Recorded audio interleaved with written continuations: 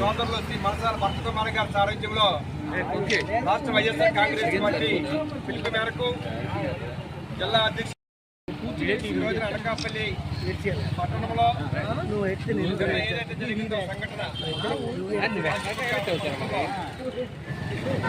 కుటుంబాలకు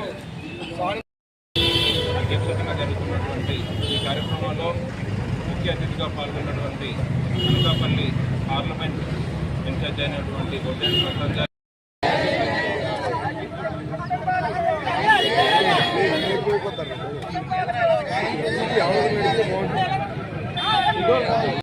ఏదైతే మంచి ఎక్స్పీరియన్స్ ఉంది, నేను 3-4 సార్లు ముఖ్యమంత్రి అయ్యానని చెప్పుకునే చంద్రబాబు నాయుడు గారు ఇలాంటి సంగతులు జరుగుతుంటే 2-3 సార్లు జరిగాయి కాబట్టి ఇప్పటికైనా పోనీ రాజీనామా చేసి ఇంకొకరు యంగ్ ఉన్న వాళ్ళు కానీ ఇచ్చుకుంటే బాగుంటుందేమో అని మా ఆలోచన. కాబట్టి ఇలాంటి సంఘటనలు జరగకుండా ఇక ముందైనా కానీ ఈ కూటమి ప్రభుత్వం చర్యలు తీసుకొని ఈ కుటుంబాలకి న్యాయం జరగాలని వైఎస్ఆర్ కాంగ్రెస్ పార్టీ తరఫున ప్రభుత్వం న్యాయం చేయాలని కోరుకుంటుంది. అంతేకాకుండా ఏదైతే ప్రతిపక్ష పార్టీగా వైఎస్ఆర్ కాంగ్రెస్ పార్టీ ప్రజల తరఫున పోరాడుతుందో చూస్తున్నాం. 1.5-2 సంవత్సరాల నుంచి ఎవరైతే వైఎస్ఆర్ కాంగ్రెస్ పార్టీ తరఫున ప్రభుత్వాన్ని ప్రశ్నిస్తారో ప్రతిపక్ష పార్టీగా మా బాధ్యత ఏదన్నా తప్పు జరిగితే ప్రభుత్వాన్ని నిలదీయాలి,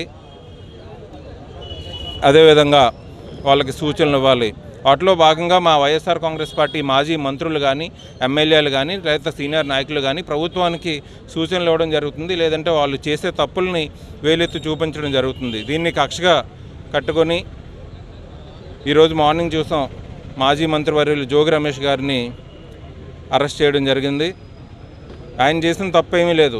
ఈ కల్తీ మద్యం లేదా బెల్ట్ షాపుల స్కామ్ని వేలెత్తి చూపిస్తున్నారని చెప్పేసి అతని పైన టార్గెట్ చేస్తూ ఏ విధంగానైతే వైఎస్ఆర్ కాంగ్రెస్ పార్టీ నాయకులపైన టార్గెట్ చేస్తున్నారో అదే విధంగా ఈ అరెస్టులు చేయడం జరిగింది. దీన్ని వైఎస్ఆర్ కాంగ్రెస్ పార్టీ తీవ్రంగా ఖండిస్తుంది. ఎందుకంటే ప్రభుత్వంలో ఉన్నది మీరు ఈ బెల్ట్ షాపులు కానీ లేదంటే కల్తీ మద్యాన్ని కానీ తయారు చేయడం కానీ వ్యాపారం చేయడం కానీ రవాణా చేయడం కానీ ఇవన్నీ చేసేది ప్రభుత్వంలో ఉన్న మీరే. కాబట్టి మీరే తప్పులు చేసి మళ్ళీ ఎవరైతే వేలెత్తి చూపిస్తున్నారో వాళ్ళు అరెస్ట్ చేయడం అన్నది చాలా బాధాకరం. కాబట్టి ఇలాంటి చర్యలు ఏం జరిగినా కానీ వైఎస్ఆర్ కాంగ్రెస్ పార్టీ తరఫున మేము పోరాడతాం. మా నాయకులు ఎవరు కూడా భయపడరు, ఇలాంటి వీటికి భయపడరని తెలియజేసుకుంటూ తప్పకుండా ప్రజల తరఫున వైఎస్ఆర్ కాంగ్రెస్ పార్టీ పోరాడుతుంది. మళ్ళీ వైఎస్ జగన్మోహన్ రెడ్డి గారిని ముఖ్యమంత్రిగా చేసుకుంటూ వైఎస్ఆర్ కాంగ్రెస్ పార్టీని అధికారంలో తెచ్చే వరకు కూడా మేమందరమే పోరాడతామని చెప్పి తెలియజేస్తున్నాం.